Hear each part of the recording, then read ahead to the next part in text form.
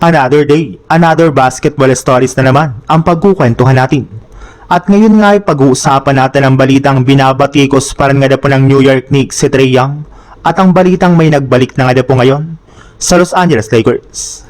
Sinigurado nga po agad ng New York Knicks ang panalo sa kanilang Game 1 laban sa Atlanta Hawks sa pangunguna nga po ni Jalen Brunson na nagtala ng 28 points at si Karl Anthony Towns na gumawa naman ng 25 points dito.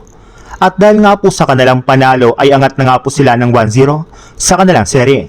At kasabay nga po niyan ay hindi na naman nga po naiwasan pa ng mga fans ng Knicks na trash talkin ng Hawks, since nadamay pa nga po dito ang pangalan ni Trae Young sa kanilang initan kahit man hindi na nga po ito parte pa ngayong season ng Atlanta Hawks. Nangangahulugan nga po niyan na mukhang malalim nga po talaga ang galit ng mga Knicks fans kay Trae Young at hindi pa nga po nila nakakalimutan ang ginawa nito sa kanilang team ng mga nagdaang taon sa playoffs. At inaasahan nga po na magpapatuloy pa ang pagdamay ng Knicks kay Trae Young sa mga susunod nilang laro sa first round ng playoffs. Sa ngayon nga po ay magkakaroon nga po ulit ng pagkakataon ang Knicks na makuha ang 2-0 na kalamangan sa kanilang serye sa kanilang Game 2 na gaganapin ulit sa Madison Square Garden.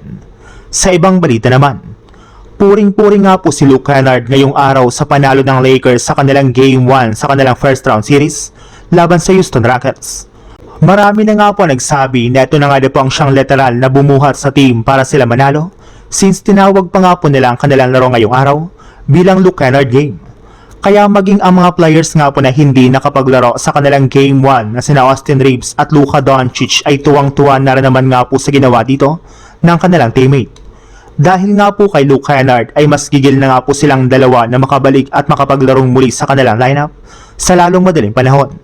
At gayong nabanggit na nga po natin sina Austin Reeves at Luka Doncic, may lumabas nga po na balita na simula nga na po nang bumalik si Luka sa United States ay sumama na nga po silang dalawa sa mga ginagawang practice ng team ng mga nagdaang araw.